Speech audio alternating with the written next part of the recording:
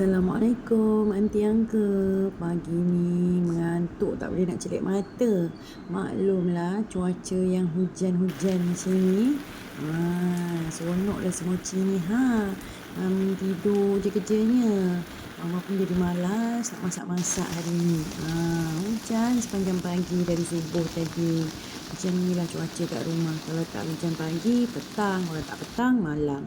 Hari ni Kak Su santai-santai je kat rumah. Kak Su nak masak-masak sikit lah menu yang istimewa untuk makan-makan kan. Kalau dah hujan-hujan ni, lapar je lah kerjaannya. Kak Su nak masak ayam goreng bersantan hari ni. Ni sekarang Kak Su tengah perap ayam Kak Su dengan garam dan kunyit. Kita perap dulu ayam kita ni selama sekurang-kurangnya 30 minit. Tapi kalau nak sedap lagi semalaman lah barulah sedap. Jadi Kak Su perap pagi, agak-agak dah sejam 2 nanti barulah Kak Su start menggoreng. Dah siap perap ayam ni, simpanlah dalam peti ais kejap. Mochi pun seronok duduk tepi tingkap layan hujan pagi-pagi ni. Sambil tu Mama pun naklah juga melayan si Mochi ni sekejap sebelum masuk dapur. Dah puas melayan Mochi, mohlah kita masuk dapur. Kak Su masukkan minyak untuk goreng ayam. Minyak kenalah banyak sikit. Minyak dah panas, masukkan semua ayam yang dah diperap. Ingat, api jangan terlampau besar dan jangan terlampau kecil. Dia yang sederhana sahaja. Kita nak ayam kita ni masak dalam dan luar.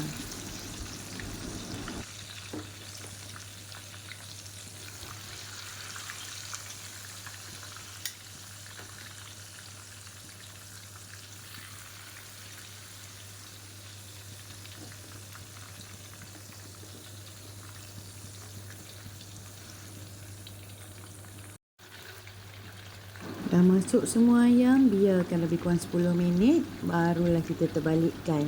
Kalau untuk ayam yang saiz besar macam Kak Su lah, kalau ayam awak semua kecil-kecil, tak payahlah goreng sampai 10 minit. Setiap bahagian boleh je kurangkan masa. Tapi yang penting kena pandai jaga api. Jangan terlampau besar dan tak perlu terlampau kecil. Macam itulah cara kita masak ni, kenalah pandai-pandai agak-agak.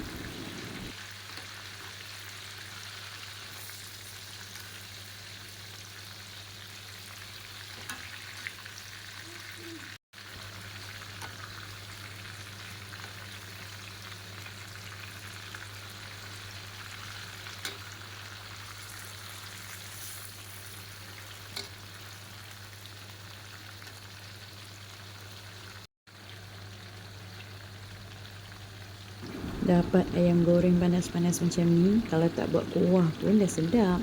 Cicah je dengan sambal, makan pula dengan nasi panas. Dah rincin sepinggan nasi. Tapi hari ni tak boleh lah macam itu sebab Kak sudah plan nak buat yang berkuah.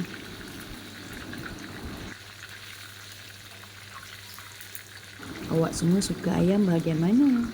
Kalau Kak Su mestilah thigh atau paha yang jadi pilihan. Kalau dah ada ni untuk anak-anak lah, sebab anak-anak Kak Su memang suka isi ayam. Jadi kita beralah lah, bagilah yang isi-isi ni untuk anak-anak.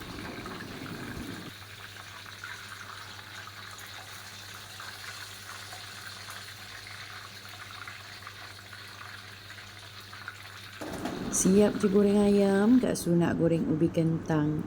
Untuk resepi hari ni Kak Su pun guna ubi kentang juga. Kalau awak tak nak goreng pun boleh juga. Boleh rebus je kentang ni dulu. Pilihan masing-masing ikut cita rasa.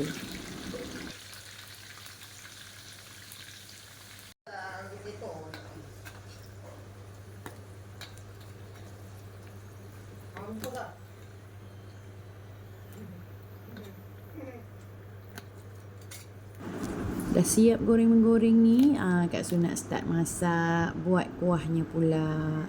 Untuk resepi ni, awak boleh tengok description box. Kak Su akan tulis bahan-bahan yang Kak Su guna untuk ayam goreng bersantan ni.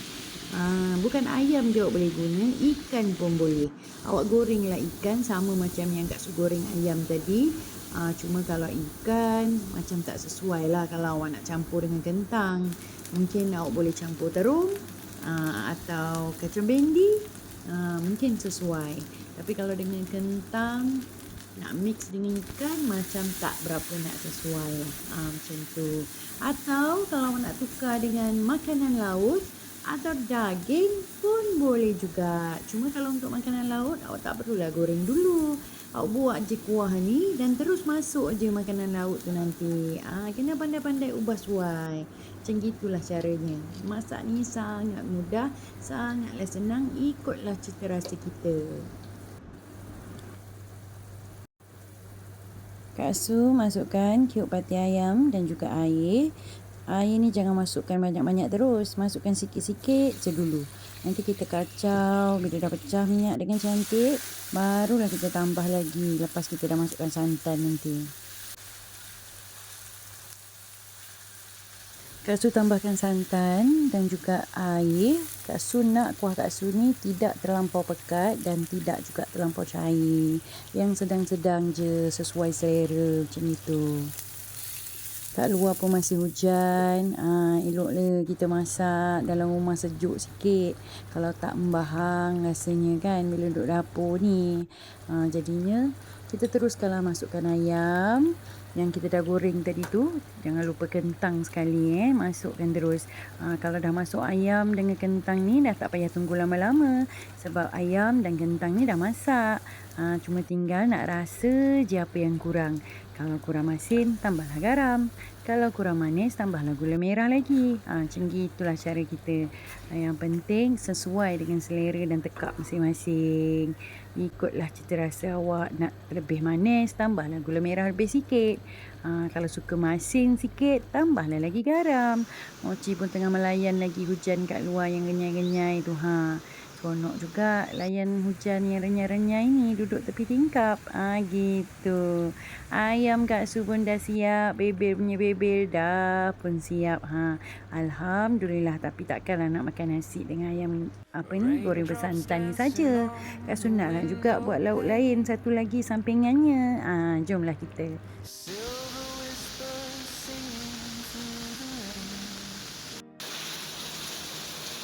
Clouds above paint the sky so bright, turning every shadow into light.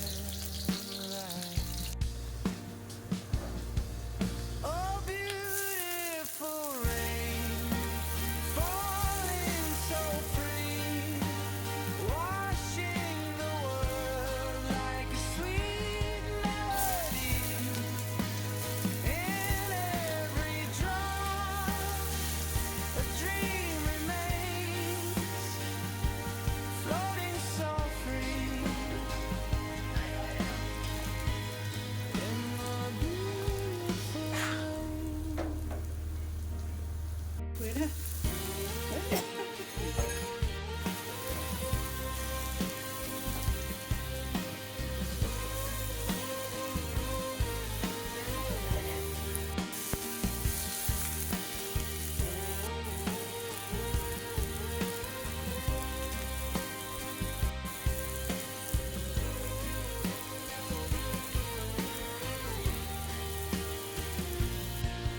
Oh, beautiful rain, falling